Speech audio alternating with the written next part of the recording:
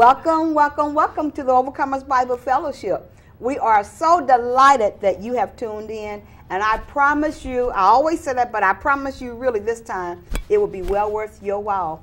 We are going to discuss something that you can relate to if you're human, and I know that you are, because we're going to discuss today understanding human behavior. There is a reason why we do what we do, and because many times we may not understand it, we just keep on doing certain things. But we want you to know that we have a professional here that can assist us in understanding why we do what we do.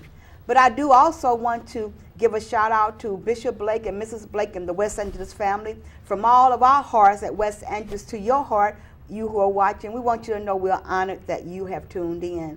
Grab your pen and your paper, because by that way, our contact information will be at the very end. And you very well may want to contact our guests to further understand human behavior. So without any additional time lost from such a precious moment, I would like to introduce to you Dr. Gabriel Crenshaw. Dr. Gabriel Crenshaw, how are you? I'm good. How are you, Dr. Lewis? I'm doing good. I'm so delighted that you're here to shed some light and insight on understanding human behavior. Yeah. You know, it'll be different if we were Martians, or since we're not, we have to understand who we are. I think some of us think sometimes some of us are. Well, you know, it's a few people I can put on that list. Yeah, me too. But now you are a therapist, a professional psychologist. Okay. Now, what exactly is a professional psychologist? Professional psychologist, I have a doctorate in clinical psychology, have a master's in clinical psychology as well, and so mine is clinical, so that we actually go into the brain, into the mind, to sort of get at human behavior. We're looking at mental processes and behavior. Why we do what we do. Why do we think the way we think? And it's the component is the field is broad. There are many reasons. There's the biological component, which I'm a real fan of, that we'll probably talk about a little bit later. Okay. And then there's the neurological component, and then there's the environmental and the social component. And these are really big these days, this whole notion of socialization, particularly amongst black boys and adolescents, is huge right now. And then the educational component, and how all of these things sort of morph together and synthesize together to create what we see as the two-legged creature. Wow, two-legged creature. That's amazing. It's just really awesome to know that God has put together such an intricate component of a person, of being a person. Sure. You know, I mean, He's put all. I mean, it's just mind-blowing, really. Yeah. For me too. You know, I'll tell you something. I've said this before, that going back to school was a calling for me. What I never ever took into consideration, Tonya, was how marvelously we are framed. You know, I mean, a lot of people sort of think that psychology and spiritual thought and theme are so far from each other. I have a greater appreciation for the awesomeness and the intelligence of God. Really? Oh, after knowing this. Exactly. Yeah, because everything, I have a sense of where brain activity is, and so when I'm thinking something, like sometimes if I feel like I'm forgetting something, I'm going, oh my God, I can't seem to retrieve it, which means I probably didn't let it stick for 30 seconds in my, in my brain, and so as a result, I've lost it, and that sort of thing. I can chunk 7 to plus 2 or minus, and so I'm going back and forth, but I know what these concepts are now. They're called something, so it opens up my understanding.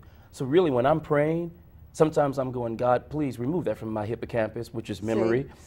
See? God, please, my amygdala right now is really tripping, which is sort of my aggression and my emotion. Oh, and the hypothalamus. Oh, Lord. You know you got to do something. God, please help. Right now. Not exactly. tomorrow, right now. Exactly. And so I'll talk about some of those things later and what that means. So I think sometimes your prayer is more informed with the more that you know. He gave it to us.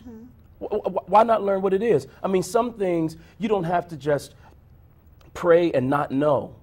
You know, I mean, I think sometimes, I grew up Pentecostal. Right. And so, if we couldn't lay hands on it and speak in tongues to it, then, it's over, it's done. And some things we bring on ourselves, it's our own stressors. It creates havoc on our neurotransmitters. So you wonder why sometimes people walk into service and and they're heavy. If you're a praise and worshiper, you say, oh, come on, don't sit down on God. But hold on a minute. Yeah, okay. See, Help us understand. as a professional psychologist, I go, well, wait a minute. Okay. Okay, you know, work has been stressful. The kids aren't doing too well in school. I don't have time to go see about the kids in school because I'm busy trying to provide a roof over their head. It was all I could do to get here, fight through traffic. I got cussed out by the bank teller. I got cussed out by the Ralph's supermarket cashier. Talk, doctor. You know, and now you want me to come in and lift up holy hands. Hey, babe, the idea that I got here, that's a praise in and of itself. So let's look at that. Then, once I get in, the stressors can start to remove themselves. Dopamine can kick in. This is a neurotransmitter in your brain. It's the feel-good drug. Okay. Folk who do crack, people who do cocaine, these people, they feel like they're not getting enough happy. Okay. So what they do is they take these drugs, it goes down and it sits on what we call a receptor site. Okay. And the longer it sits there, the happier you feel. Get this, you can be in church and do praise and worship, for instance, and you can be overcome by the Spirit, and believe it or not, it releases. And that's why a lot of times we feel that. Now, you ever been in a service where, you know, everybody's just bucking, as we used to call it, right? And then all of a sudden there's a wave of calm and this incredible sort of worship experience that happens. Do you know what that is? Please Oftentimes it's called endorphins. Endorphins are the sort of pain receptors. And so as a result, people who do heroin, morphine, people who want to sort of sedate themselves but get this feeling like, hey, when you're in church and worship comes and after you've praised and worship happens, a lot of times it's like nothing can touch you. Everybody's beautiful. You know, I used to hate her, but I love her now. I used to hate him, but I love him now. And in that moment, everything is beautiful. It's because of our endorphins. There's been an incredible release. And so you feel an overall sense of well-being. Runners get it from running, you know, excessive miles. It's called a runner's high. And oftentimes we can experience the same thing when we're involved in an intimate moment with God. So now I really just want to sit at your feet, and I want us as the audience to sit at your feet. So Dr. Gabriel Crenshaw, take it away and just pour into us all that you want to pour into us. And if I just need to ask you a question, I will. But other than that, we want to just sit at your feet. Now tell me more. How can a person experience what you just got through speaking about, this feel good? How can a person experience that without necessarily being a runner or in church? How can we bring that up? Well, let me say this, and this has really been on my heart lately. I see a lot of people walking around and they seem to be very depressed. Okay. A lot of times we think people have a depressive disorder. Oftentimes it's a depressive episode. Okay, now here, this is what happens. The world has a lot of stressors in it, to be sure. Mothers are concerned about their children. Fathers, to the degree that they decide to be in the home, are concerned about their children. But the idea that they're not is another stressor for women, which is largely why you see a lot of women in church. But there's a trend happening. In the midst of mega churches, there are a lot of people not going to church anymore at all. So you ask yourself, where are they going to get their feel good? Where are they going to get their sense of overall well-being? You see, if we go according to the idea that God created man and he wants us to live in harmony in what we call homeostasis, which is this perfect place of complete balance. Your temperature is 98.7. Your heart rate is around 70. Your blood pressure should be somewhere, you know, around 70, 90 over 70 or something. Everything has balance and order. Well, a lot of times we're eating fast food. We're not giving ourselves time for meditation and to check in with ourselves, much less try to be a parent to our kid. It's hard for you to give everything you've got to your kid when you are depleted.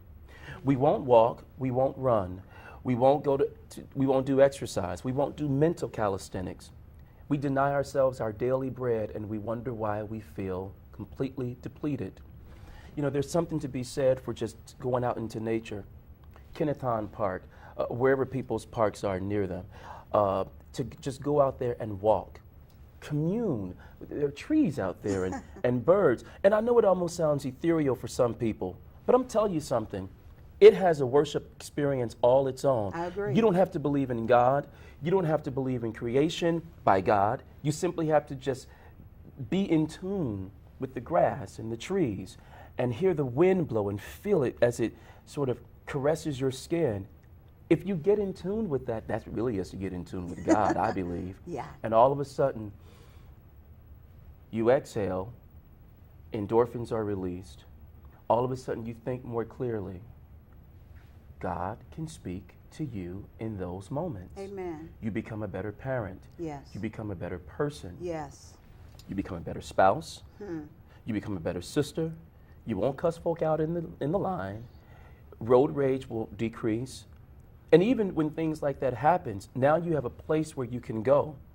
And we all have this ability. You don't have to know that it's called endorphins. You don't have to know that it's called the neurotransmitters. You don't need to know that. All you need to know is find the center, find the place. This is what everybody always wants anyway. And a lot of us sort of exaggerate the experience in church. Jesus, Jesus, Jesus, Jesus, Jesus, Jesus. Okay. You can't, well, I don't recommend it. Okay. A lot of people do it and they're just as empty. And I'm going to tell you what happens. It's a manic depressive episode. Really? We don't see it as such. Get this. So you figure people come to church on Sunday, particularly black people. Everybody wants to dress up in their gear, right? We want to look good. Many people are spending money, baby, that they don't even have to look good. It's a manic episode. And then as soon as church is over, what do we do traditionally? We all go out and eat. Have we learned nothing? It's manic. You see, a lot of times people see depression as I can't eat, I can't get out of bed, etc. But you can be experiencing a manic episode, which has you irritable. You might look excessively aroused, hypersexual, spending a lot of money, loving things that can never love you back, and wondering why you feel so bad. And the irony of it all, you're doing it all in the name of the Lord. So then you get to the temple, and you wonder why you still don't feel any better. Because you've placed God's before God. God's, small g. Absolutely. Before the Almighty, Absolutely. capital G. And nothing good can come of that. And we've convinced ourselves that if I dress up enough and I look the part, then somehow that'll eradicate all of my pain. We try to medicate ourselves. Exactly. Yeah. And you know what, Tonya? We also try to medicate ourselves with God. That's not what He's for. That's why, this whole thing about, the only way to experience true peace and that sort of thing is to know Jesus as Church of God in Christ people know Him, or to know Jesus as Pentecostal people know Him. When I was growing up, I thought Baptist people were going to hell and weren't saved. Catholic people, I thought they were going to hell and weren't saved. No, that's not the case. I really did. Yeah, that's not the case. No, that's not the case at all. And so you can spend your time, and then we get off into this judgment. So now we're judging another man's servant, and that gets very clear. And so then to the degree that we judge, to the degree that we're envious, to the degree that we're jealous, then we think God is too, because we know in and of ourselves we're not perfect. Carl Rogers is a humanistic psychologist. He's no longer with us, but he raised some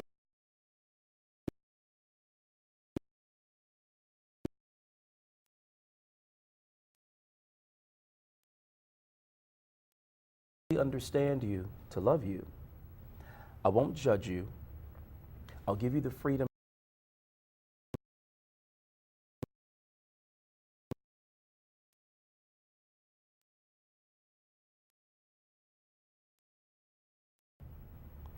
and in that moment, then love can sort of move you into the place, Exactly. Where you need to be. I can't do it.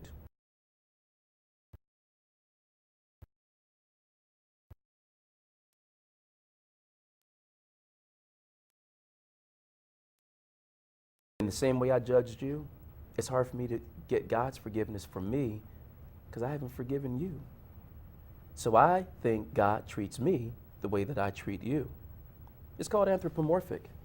And the thing about it, really and truly, Dr. Crenshaw, is the fact that we get in the way trying to move a person in a way from where they really are. Right. A person can only be what they are. Exactly. I'm only 5 feet, 5.5. I like to add the half feet. Okay. But I wish I was 6 feet, but I'm not. So I can only act like a 5.5 tall person can. But what's so wonderful about the Lord, and you indicated that, is that in a way of behavior-wise, he will love me where I am. I mean, he'll come where I am and love me into a place to where he will have me to be. And the thing about it is that I love what he does in our life. Yeah. In that he loves us too much to leave us in a car that's going over the cliff Exactly. of destruction. Exactly. You know, whether it be mentally, whether it be spiritually, whatever the case may be. Right. Whatever it is, his love will snatch us out of that Exactly. car and put us in another direction. Yeah. But And he will come where we are. Exactly. And rescue us. And I think it's important, you know, for me these days, it's really about God uses people. You know, this Jesus that people talk about is not walking here on earth. He isn't. So who is? We are. Exactly. So that means if he's going to save me from the cliff, he's going to use somebody to do that. And we oftentimes don't give ourselves the opportunity. I think this is one of the main things with black people. And I'm just going to talk psychology for a minute. Okay. And people can fit the spirit in wherever they want to, because they are the same essentially. But I mean, I can't help but compartmentalize sometimes because I'm just trained that way. Okay. And I like it that way too. Okay. I'm just trained that way. I like it that way, and it makes a lot of sense to me. Now, how we experience the world. Let's talk neuropsychological for a minute. Okay. All right. Let me have your palm. Okay. Now, this is your hand, and you can remember this for later on. Okay. Okay. I won't test you on it. Okay. All right. Your fingers. These fingers. This little piggy went to market. No, I'm kidding. All right. Okay. So anyway, these are called dendrites. All right. Okay. These are information collectors. This is how you sort of fill out your external world, the environment. All right. So all the things out here, this is how you experience it. All right. Inside here, and this is all happening in your brain, neurons. All right. This is the cell body. Inside the cell body, boom, right slap in the center, houses the nucleus. This is your DNA. This is what comprises you. This is what makes you up. This is the life force of everything, Tonya. Okay?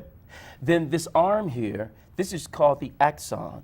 All right? How information is sort of trotted along so that you can experience sensory and motor, etc. And then where your sleeve is, just put your sleeve all the way down here if we could. Yeah. That would be the myelin sheath. This is an insulator. It protects this axon so that information travels very quickly. Okay. So what happens, people who have multiple sclerosis, they don't have the myelin sheath covering for whatever the reason. We haven't figured out that yet, because if we did, there'd be a cure for it. But nonetheless, that's why they start to have jerky movements, because the information is not getting to the sensory and then to the motor as it should fast enough. So if you consider this and always think of it this way, how you experience the external world, how you experience your sister, how you experience your brother, how you experience the children, that information travels to your brain. That's the sensory component, all right? And then when it gets there, to determine how you will behave has to do with the motor. So whether you'll see a young man walking down the street at 10 o'clock at night and go, oh my God, I got to go the other way.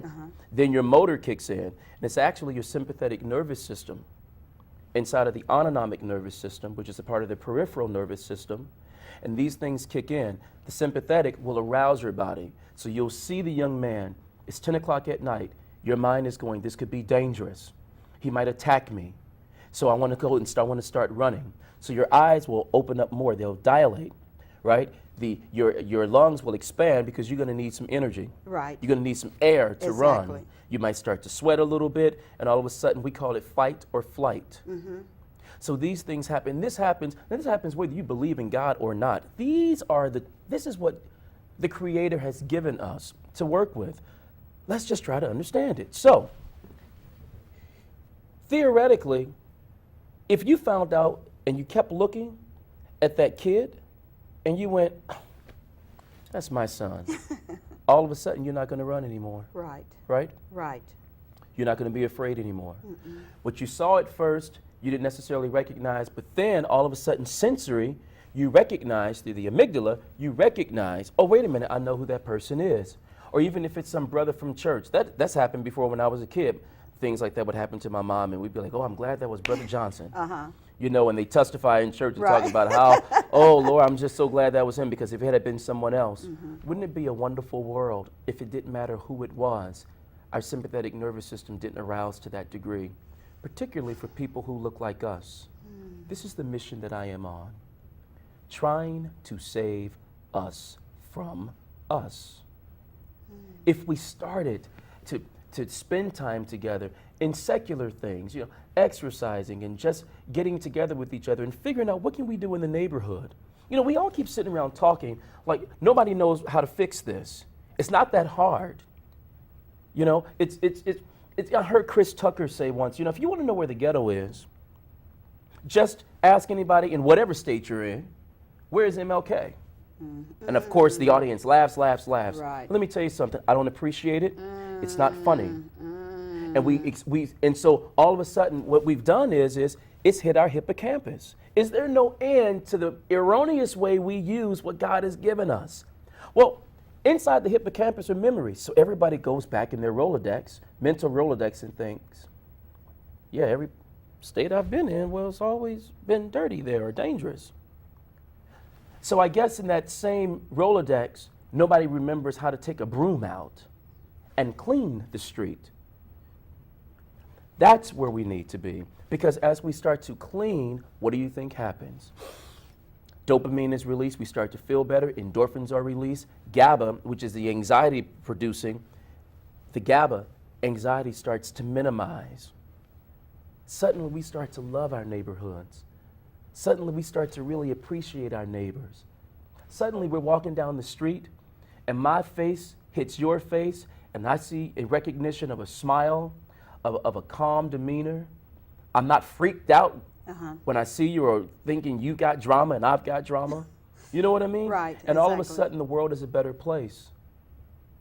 And all of these things could theoretically happen if we tapped into what happens in our sensory, what happens in our motor, etc. And these are ways in which we can sort of heal ourselves. I believe it's definitely there. It's neurobiological, it's neuropsychological, but it's also very spiritual because it's all tied into what we feel, you know, and the spirit of who we are. People of all races, of all ages, it doesn't matter. And so a lot of times I think that if we just owned up to these things and figured out a way to sort of live harmoniously with one another, it's going to require some work. Work, W-O-R-K. That's a bad word in many cases. But Yeah. that's what it's going to take. Though. Exactly. Well, you know, and then we have to reframe it. You see, I don't want to go too deep, but there's this notion of the fatigue gene, particularly amongst African Americans, for all the work that we did building this country. And then there's this notion of this collective amnesia. It's kind of like you have to kind of forget that slavery existed because it's too difficult. Like what Barack said, it's the residual effects of slavery of a lot of what we see today with our brothers on the street corner, you know, drinking a 40, et cetera.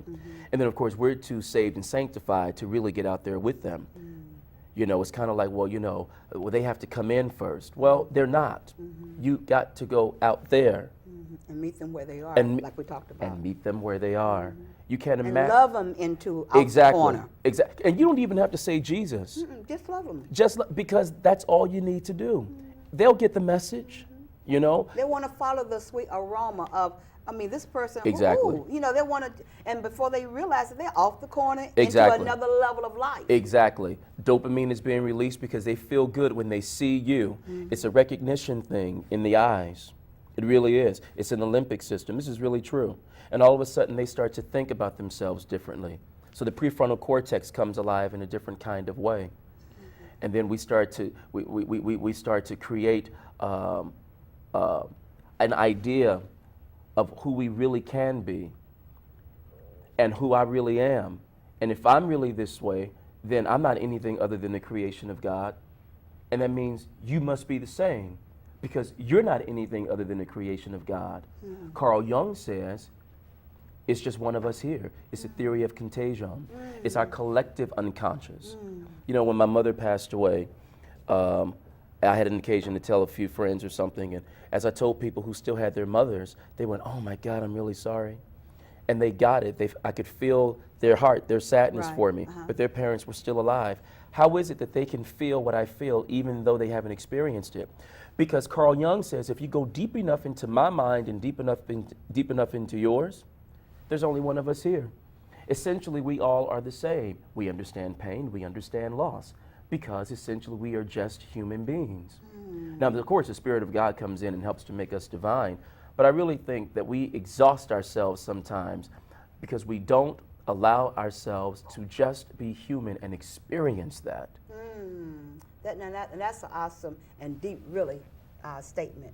We're down to the last moment of the show. You're kidding me. I'm not kidding. Oh my God, I have talked way too much. No, you have not. I wanted you to do that. But in a nutshell, in a sentence or two, what would you want to leave with us, the audience? Well, tap into the human side of us. Don't be afraid of it. The mind, the prefrontal cortex, these are things that God has given us. Our ability to learn, ability to plan, the neurotransmitters, acetylcholine, all of these things are part of who we are. It doesn't take away from us as spiritual beings to know who we are as human beings. And so as we start to embrace that, then I embrace you. It's easy to forgive you. Then I tap into a greater sense of mental health because I'm not operating from a deficit. So I don't think you are. We come together, we reason together, we love one another, we work in harmony. Wow. All we can say is wow, wow, wow, wow, wow. This has been a show full of knowledge and understanding and incitement into our lives. We appreciate Dr. Gabriel Crenshaw so very much. He does practice in the California area, state of California, and so you certainly can contact us, and we would love to make the hookup between you and Dr. Gabriel Crenshaw. Understanding who we are and understanding why people act like they act will really open our eyes of understanding and loving, as Dr. Gabriel said, help us to forgive. So, understand human behavior. Get help in understanding yourself and in others. Until next time, know that we love you. God bless you, and take care of yourself. Woo. Come on, put those hands together for Jesus.